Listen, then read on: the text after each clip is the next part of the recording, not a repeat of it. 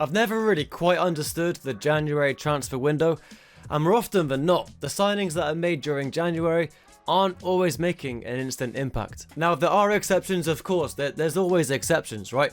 One most notably that I can think of is Bruno Fernandes at Manchester United. He joined at the end of January in 2020, and at the end of February, he basically won Player of the Month. So, I mean, hey, that's an instant impact right there. So it is possible, right? It is possible to make a signing in January, have them hit the ground running, make an impact on your season and benefit your team going forward. But those success cases are few and far between. So when I'm seeing teams go massive in January, making all these signings, loan players and all these deals going crazy, spending all this money, and I'm like, have you not learned anything from the past? All these like previous years and seasons where like, you know, other players joined in January, didn't quite work out. I mean, look at Chelsea, for example. A few seasons ago, they were splashing hundreds of millions on players in January.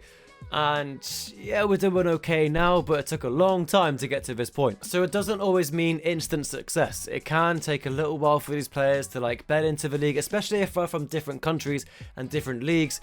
They got to like adjust to the Premier League, adjust to the physicality of it and the fast pace and all this kind of stuff. And it's just like, it's difficult, man. It's not easy. Which again, I guess shows how good of a player Bruno Fernandes is. To win Player of the Month in your first month in a new country, in a new league, after joining a few days before is kind of crazy. So turning our attention to the January 2025 transfer window, and it was a mad one. I can't lie, it was a mad one. For my club, Chelsea was a bit quiet, mostly outgoings for loans and all this kind of stuff.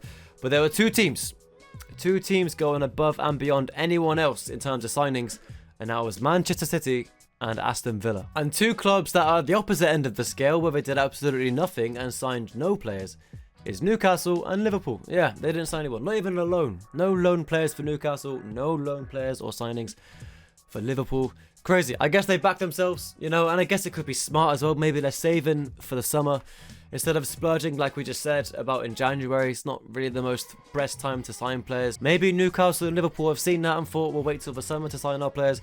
It could be a 200 IQ play. But moving on to the topic of this video, who won the January transfer window? And there's only two clubs, like I've already mentioned, to be talking about here.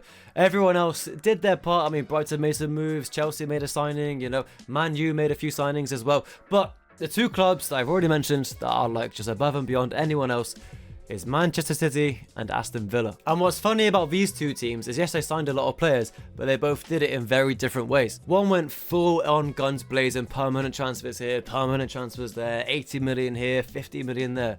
And it could be given the impression of panic buys, potentially. And the other did short-term 6-month loans, uncommitting and just exploring the whole try before you buy situation. Now, I guess time will tell which club went in the right direction. Now, if we're going to focus on Man City for right now, they didn't bring in a single loan player. Everyone they brought in was a permanent transfer. Cost a lot of money as well. I'm sure you've all seen it, but I think they spent more than everyone put together in the Premier League.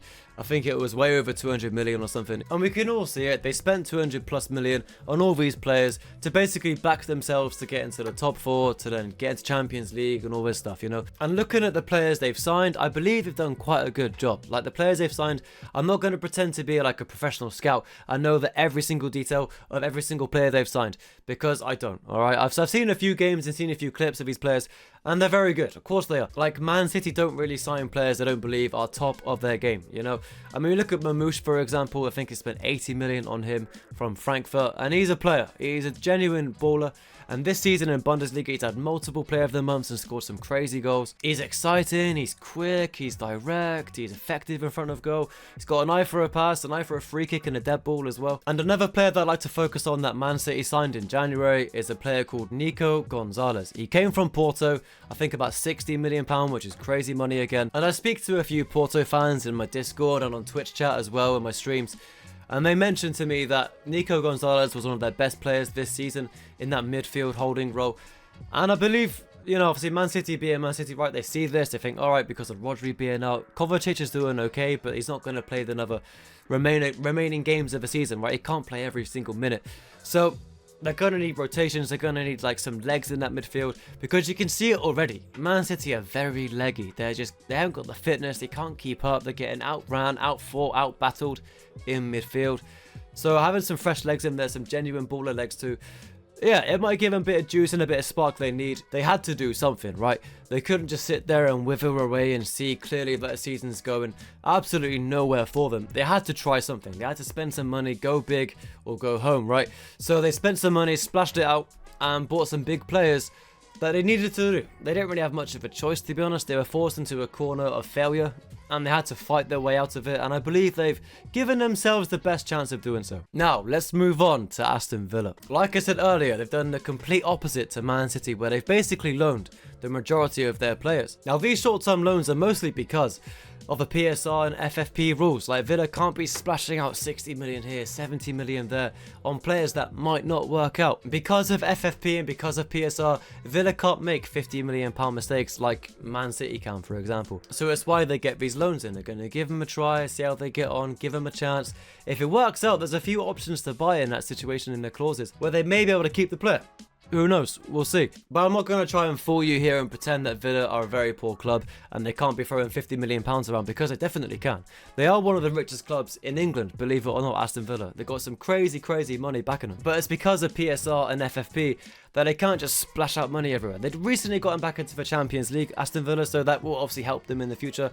Most likely in the summer as well, they can probably spend a bit more money. And Aston Villa did make a permanent signing. It was Daniel Marlon.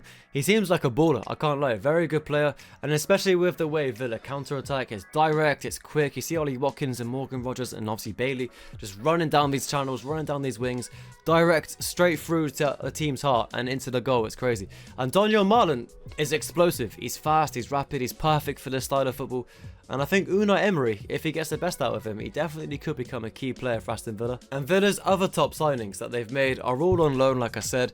They've got Marco Asensio, Axel Disasi, and Marcus Rashford, which is kind of crazy, I know, but they've made some big signings, made some big moves, and given players a second chance at another club where they probably wouldn't get in many minutes and many appearances at their other parent club. It's three very smart signings on players that are looking to prove their worth, prove to the Premier League, prove to everyone that they've still got it. And if they really turn it on, they definitely could easily get Villa into the top four. If they all cook, they're all on song, all in top form, they're flying, man, I tell you. Now, I do know, being a Chelsea fan, that Axel Disasi is an absolute disaster, alright? It's no secret, we all know this.